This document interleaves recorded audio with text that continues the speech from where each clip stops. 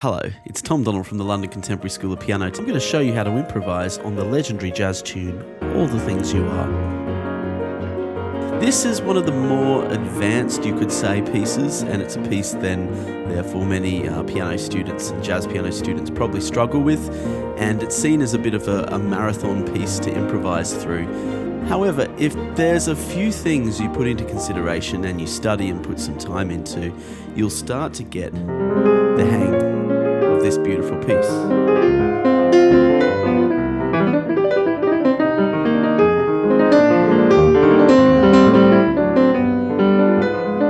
And if you like our work at the London Contemporary School of Piano, you should head over to our website, contemporaryschoolofpiano.com.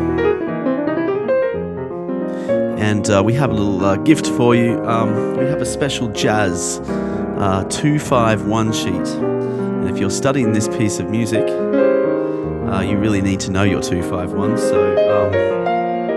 So head on over and get that 251 sheet because it's going to really come in handy. It's going to really help you play not just through this piece, but a whole wide other range of jazz repertoire. So this walkthrough today, I'm going to walk you through the chords of this piece, and I'm going to show you how to improvise through the piece and give you some different perspectives on how to improvise through this piece. We're not going to spend too much time on the melody or the tune because that's something you can just pick up and read. I think where the more specialist information is required is how to improvise on this music, how to solo through it effectively. And I'm going to tell you one thing that may disappoint some of you. There's no one formula. There's no one way, step 1, 2, 3, 4 ways to play this piece. There are just instead a myriad of angles that you can take this piece with. And there's different ways you can think about it and think about the content and material to build your solos on. And certain ways of thinking about it will suit certain students better than other ways. So I'm going to give you a couple of angles with this piece, and then I want you to just think of which angle suits you the best. And some angles I'll give you are a bit more advanced, and other angles I'll give you are a little bit more straightforward. And if you've got any questions, just drop your questions down in the comment box because this piece has quite a few things going on in it. So let's have a look at these wonderful, wonderful chords. And the first approach we're going to take with analysing and looking at this piece are the chords and ways of playing and improvising on the chords. So, for instance, if we get this opening chord, the F minor, a really good starting point for your improvising could be just to break up this F minor chord or this B flat minor chord and so on, and break them up in different ways. Now, because this piece is generally played as a swing piece, we'll be playing and improvising our right hand in a swing style. So some ways you can break up the chords. Let's just look at a very simple way of breaking up a chord. Got our F minor 7, I've just broken it up like that. But obviously that's going to be very dull, just playing it like this.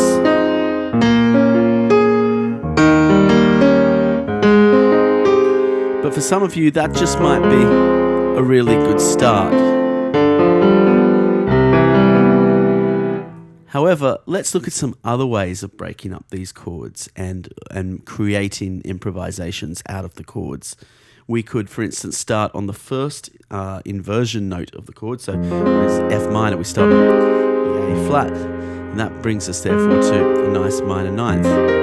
So we're sort of just creating subchords out of the chords to expand on. So we've got the A flat here.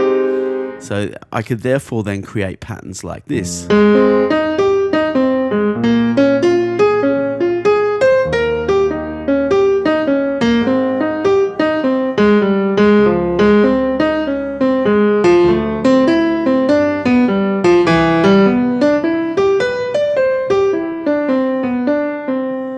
So I've just done the first two lines there, and I've done a mixture of ascending and descending arpeggiated motions of those chords, sometimes starting on the third note of the chord, other times starting on the first note of the chord, but most of the time starting on the third note of the chord, and I can even go as far as start on the fifth or 7th note of the chord to get some different variations. Let's just try that now.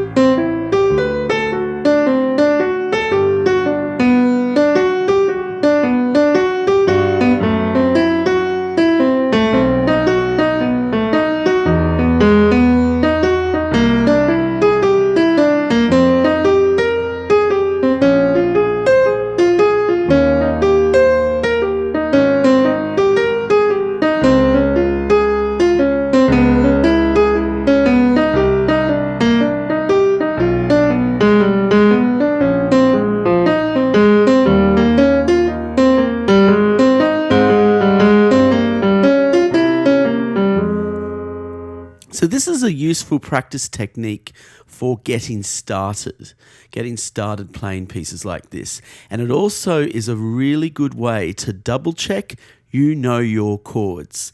So if you're still struggling to differentiate minor 7th chords, major 7th chords, and dominant 7 chords, which is what I call the 3 holy trinity chords of jazz piano, if you're still studying to differentiate those chords, what I really recommend you do is head over to our site, contemporaryschoolofpiano.com, and we'll send you, with our compliments, a sheet, a study sheet, a cheat sheet of the holy trinity of 3 jazz chords: minor 7, major 7, dominant 7. You really need to know these chords to be able to play music like this. I mean, that's non-negotiable in a way. And so you want to spend time just making sure you're familiar with those 3 chord groups, which are used throughout not just this piece, but countless other pieces. It's really the DNA of jazz harmony, you could say. So thinking in this chordal way, and a lot of horn players, I think, practice and solo like this. I would even say often, perhaps a bit too often, they think just chord by chord by chord by chord. But it is a really good place to get started. But as you could hear, it's not perhaps the end destination we would want. It doesn't sound like Bill Evans or Keith Jarrett, put it that way. But it's a starting point, and just with some nice solid swing rhythm, just breaking up the chords in different positions and experimenting with ascending and descending in different ways and connecting the chords together is really valuable, and it's a very good starting point, and it can even be used in some really good soloing as well later on. And you could see when I was practicing this, I was just playing some root notes in the left hand. I wasn't using any chord shells or any rootless voicing in the left hand yet. I'm really exploring different ways of soloing at this point in the right hand. And that's what this particular exercise is about. So let's now take another approach to this. And this is a more broader approach where we can really start to fill in some of the gaps. So All the Things You Are is an example of a piece of jazz repertoire where there is quite a lot of key change and modulation. So if I'm going to make a big generalization, we could probably categorize a lot of jazz repertoire in 2 categories. Pieces that are more static and stay in the same key for the most of the piece, with perhaps a few little exceptions in the middle.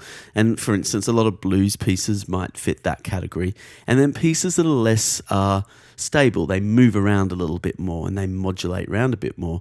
And you can't just stay in one umbrella scale the whole way through and expect it all to fit. That's not going to be the case, and it's not the case with this piece. There's a lot of key change. So let's just break up what's happening here with all of these key changes, because there are a few key changes in this piece, but they're not key changes in every single bar, so to speak. There's still periods of time where you're comfortably sitting in a few keys. So, and this is where our 2-5-1 device and understanding the 2-5-1 mechanism really, really helps. So perhaps that's where we'll start. We'll look at the broader keys and then look for the internal 2-5-1s that are moving in this piece of music, in the composition. progression. So this beginning, those first 5 chords very firmly sit under the F minor / A flat major umbrella. And so any notes from any variation of an F minor scale, but let's say an F natural minor, because an F natural minor would just fit a little bit more to the music than, let's say, an F harmonic minor. So a good way you can remember the F natural minor scale is just relate it to the relative major, A flat major.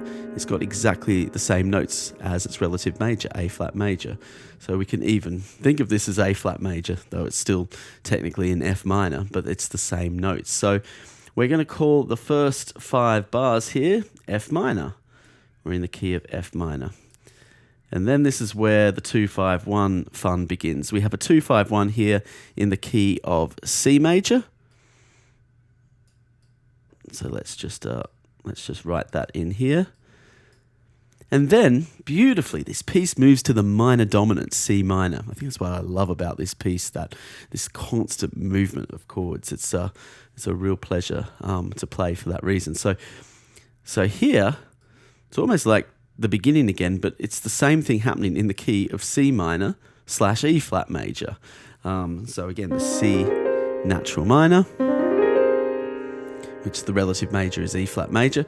You could think of it in either of those 2 scales, but let's just think of it as C minor. So we have C minor for these next 5 bars. And then we have another 2-5-1 here in the key of G major. So this gives us some really solid key information to solo with. And we can solo now in a more scale-like way, not just an arpeggiated way. So I'm just demonstrating what that might look like in the key of F minor.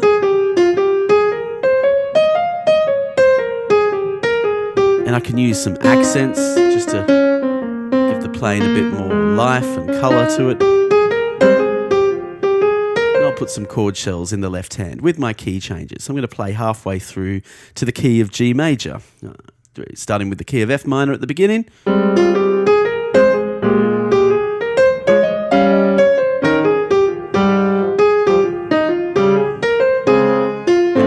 C major, C minor now,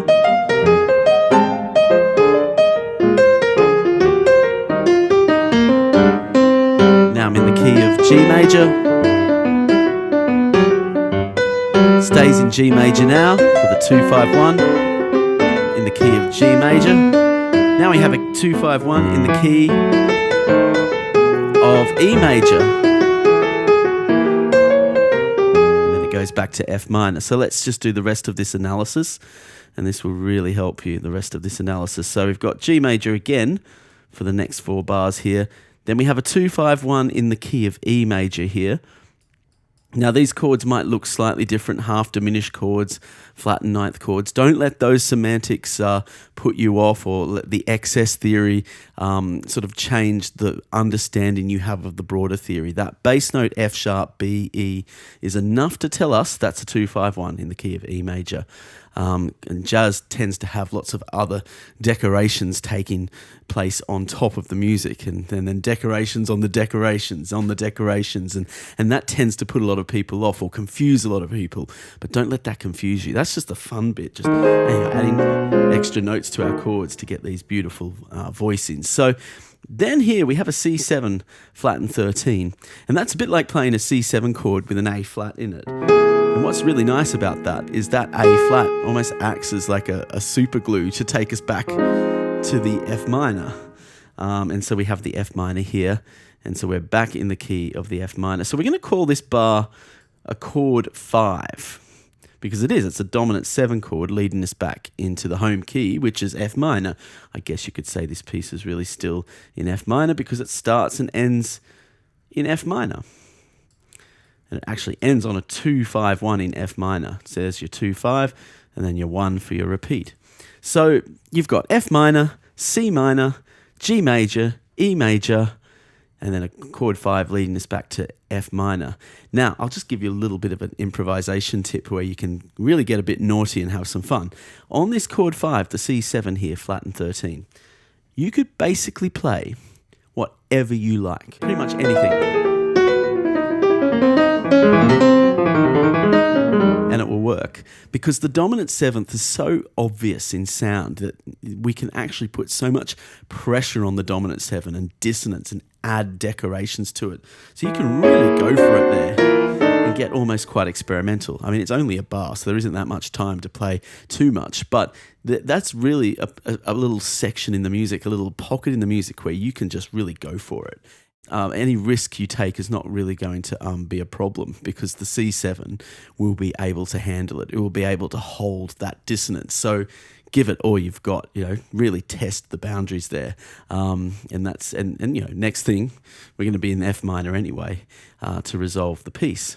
So putting all of that into practice, I'm going to improvise now through the whole thing. And I'm going to improvise through the whole thing 3 times. Wish me luck. I'm going to firstly take that chordal approach we started with, where I'm going to arpeggiate around the chords in different positions and inversions. And then I'm going to take the more scale-like approach. And then for the 3rd time I solo through it, I'm going to do 2 extra things. I'm going to combine those first 2 approaches, and then I'm just going to add some more passing chromatic notes. So what are passing chromatic notes? Well, we don't just have to be a slave to the scale. That's what I was saying earlier, that there's no magic formula to this. There's just different approaches you can take. And if you're a person that's very much driven by ear rather than theory, add in some chromatic movements inside the scale. Think of it as F minor with the neighbours thrown in. You're still pivoting on F minor, but you're just pushing the F minor a bit with some extra notes. So I'm going to, the 3rd time I play it, combine the first 2 approaches but add a bit more of that chromaticism. And let's see how it goes. And really important too when you're soloing is if you're not sure what to play, just leave some gaps in the music too. And even if you are sure of what to play and you know your scale well, you don't want the whole piece of music to sound like you're just practicing scales. You want it to sound musical. So sometimes less is more. Sometimes it's good to just take a few notes out as well. And I'll be trying to do that as well. So let me run this through 3 times and let's see how we get on.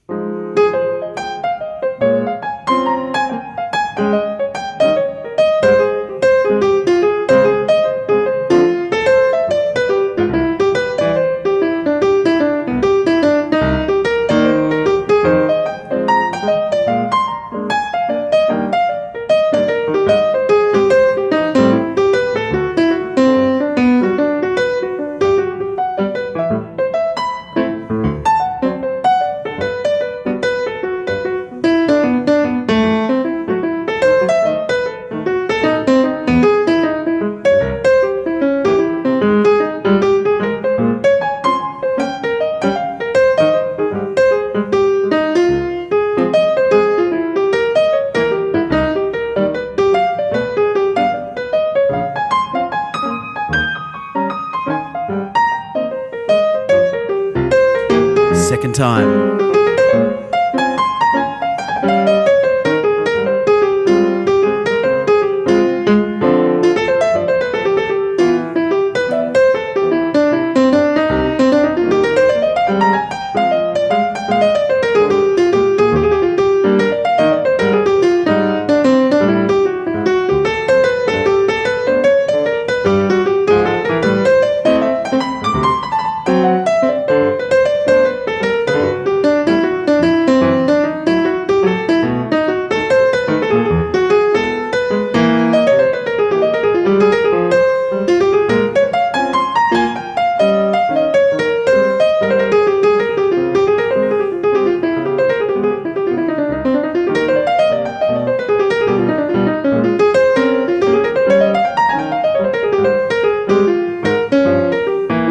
Now combine both approaches. With